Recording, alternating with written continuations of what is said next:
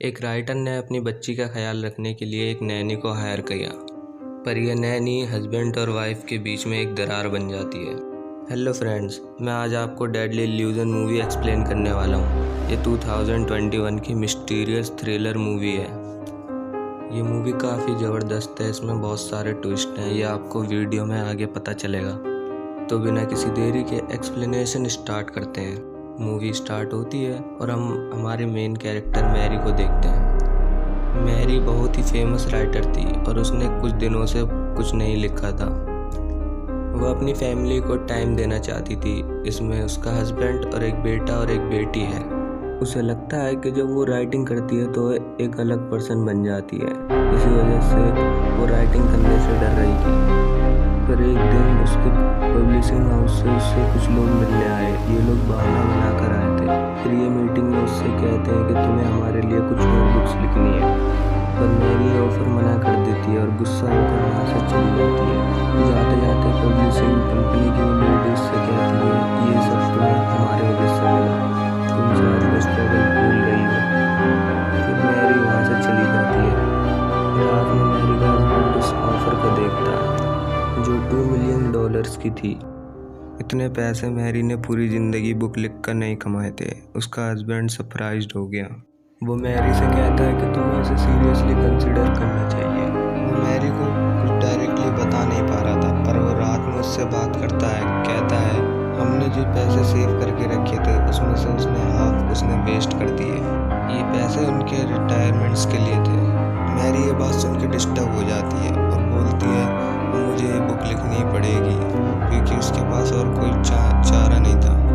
अगले दिन मैरी अपने फ्रेंड एलिन के साथ स्पा में गई हुई थी। वो उसे अपनी सारी प्रॉब्लम बता रही थी। उसे अपने बच्चों की बहुत चिंता हो रही थी कि अगर वो बुक लिखेगी तो एक अलग पर्सन बन जाएगी और अपने बच्चों का ढंग से ख्याल नहीं रख पाएगी। उसने अपने बच्चों का ख्याल रखने के लिए एक लेडी को हायर किया। वो बुक पढ़ रही थी तो ये देखकर मैरी खुश हुई। मैरी को लगता है अगर वो उसके बच्चे ग्रेस को बुक पढ़ता हुआ देखेंगे तो वो भी बुक पढ़ेंगे। थोड़ी देर उन्होंने डिस्कशन किया और मैरी को ग्रेस पसंद आ गई। थोड़ी देर में यहाँ बच्चे भी आ गए। ग्रेस उनसे बहुत अच्छी तरीके से बात करती है। ग्रेस ने मैरी की बुक देखी और वह बुक देखकर वो बहुत एक्साइटेड हो गई कि वो एक राइटर के घर में है। ग्रेस का बिहेवियर देखकर मैरी उसे हायर कर लेती है। एक दिन बच्चे स्विमिंग पूल में खेलने की जिद कर रहे थे, लेकिन ग्रेस ने अपने कपड़े नहीं लाए थे, तो मैरी उसे अपने कपड़े दे देती है। मैरी की फ्रेंड इलेन भी यहाँ आई हुई थी और उस मैरी से कहती है कि तुम जरा इससे सावधान रहना, तुम्हारा हस्बैंड और इसके बीच में कुछ भी हो सकता है। मैरी ग्रेस को बहुत सीधी सादी समझती है और ऐसा बोलती है कि उसे नहीं लगता वो ये सब कर सकती है। फिर रात में टॉम और मैरी इंटीमेट हो जाते हैं। बच्चों को संभालते संभालते इनको टाइम मिलता नहीं था। ये दोनों ग्रेस पर खुश थे। नेक्स्ट डे फिर मैरी ने अपना बुक्स लिखना स्टार्ट कर दिया था। एक दिन मैरी के पैर पर चोट आ गई। ग्रेस उसकी हेल्प कर रही थी तो उसकी इनरवियर को उसने नोटिस किया। मैरी ग्रेस से कहती है, चलो हम तुम्हारे लिए शॉपिंग के लिए चलते हैं। मैरी उसके साथ चेंजिंग रूम में थी। ग्रेस की बॉडी देखकर मैरी को लगता है कि वो काफ़ी यंग है। उसकी बॉडी भी कभी कुछ इस तरीके की थी। फिर वो अपनी बॉडी को मिस करती है। ग्रेस ने अपना हाथ लिया और उसके शरीर पर रख दिया। ग्रेस उसके साथ फ्लर्ट कर रही थी। उसके बाद जो मैरी को लेकर उसकी बॉडी की इनसिक्योरिटी थी वो अपने हस्बैंड को बताती है। वो उससे पूछती है, क्या तुम्हें लगता है कि मेरे को प्लास्टिक सर्जरी करवा लेनी चाहिए? टॉम कहता है कि ऐसा कुछ भी करवाने की ज़रूरत नहीं है। तुम पहले जितनी ब्यूटीफुल थी तुम अब भी इतनी ब्यूटीफुल हो। तुम अभी भी मुझे अच्छी लगती हो। मैरी अपने बुक के कैरेक्टर को लेकर बहुत ही कंफ्यूज थी। वो कैसे होने चाहिए उसके समझ में आ नहीं रहा। ये बात सोचते सोचते उसने घर में ग्रेस को नोटिस किया। उसी पर वो अपना कैरेक्टर पेस्ट कर देती है। उसी दिन पब्लिशिंग हाउस से उसे कुछ लोग मिलने के लिए आए। ये हमेशा ग्रेस के बारे में सोच रही थी। अगले दिन मैरी की फ्रेंड इलेन मैरी के साथ थी। मैरी उससे कहती है कि मैं ग्रेस से काफ़ी अट्रैक्ट होने लगी हूँ, पता नहीं क्यों। इलेन मैरी से कहती है कि एनर्जी तुम बुक लिखने में इस्तेमाल करो तो अच्छा है। फिर मैरी वहाँ से चली जाती है। टॉम और मैरी ग्रेस से काफ़ी ज़्यादा खुश थे। उसी रात वो पार्टी में गए। इलेन का हस्बैंड मैरी से कहता है कि तुम्हारी फोटो तो बहुत ही अच्छी थी, तुम्हें उस तरीके से फिर से राइट करना चाहिए। मैरी कहती है जब मैंने वो बुक बुक लिखी थी तो मेरी लाइफ में मैं बहुत ही डार्क प्लेस में थी। वो फिर से उस प्लेस पर नहीं जाना चाहती थी। एलिन का हस्बैंड मैरी से कहता है शायद वही डार्कनेस एक राइटर को राइटर बनाता है। अगले दिन मैरी स्विमिंग पूल में हैंग आउट कर रही थी। वो ग्रेस को उसकी मसाज करने को कहती है। उसे बहुत अच्छा लगा तो वो स्विमिंग पूल में कूद गई। ग्रेस को भी अपने पास आने के लिए कहा। ये दोनों बहुत ही इंजॉय कर रहे थे। ग्रेस मैरी को कहती है कि मैंने लाइफ में कभी भी फैमिली की तरह फील नहीं किया था। आप लोगों के साथ मुझे बहुत अच्छा लगता है। फिर मैरी उसे सहारा देती है, कहती है तुम्हारी वजह से मैं लिख पाई। फिर जब मैरी उठी तो उसने देखा ग्रेस उसके ऊपर सोई हुई थी। उसे लगता है कि ये दोनों इंटीमेट हो गए। नेक्स्ट डे ये सब बच्चों का प्ले देखने गए। मैरी ने ग्रेस से बात की। वो ग्रेस से कहती है कल जो भी हुआ वो फिर से नहीं होना चाहिए, हम इसके बारे में बात भी नहीं करेंगे। ग्रेस कहती है ऐसा कल कुछ भी नहीं हुआ। मैरी को लगता है उसकी बात समझ गई। मैरी अब भी ग्रेस को अपने दिमाग से निकाल नहीं पा रही थी। एक दिन वो बात लेते हुए इमेजिन करती है ग्रेस उसके साथ है। मैरी का बुक का काम और भी ज़्यादा बढ़ चुका था। बच्चे उसे डिस्टर्ब ना करें इसलिए टॉम ग्रेस और बच्चों को लेकर बाहर लंच पे आ गया था। एलिन ये सब नोटिस कर रही थी। उसे लगता है शायद टॉम और ग्रेस के बीच में कुछ अफेयर है। टॉम को लंच करते देख ग्रेस आज उसको बहुत ही अजीब लगती है। वो हमेशा शर्मीली होती है और आज बहुत ही ज़्यादा कॉन्फिडेंट है। वो जानबूझ के टॉम को रिझाने की कोशिश कर रही थी और ये भी वर्क कर रहा था। वो उससे कहता है तुम आज बहुत सुंदर लग रही हो। फाइनली मैरी ने अपनी बुक कंप्लीट कर ली थी। इसे सेलिब्रेट करने के लिए वो ग्रेस को अपने साथ एक लेक पर ले जाती है। यहाँ पर वो ड्रिंक वगैरह करके सेलिब्रेट करते हैं।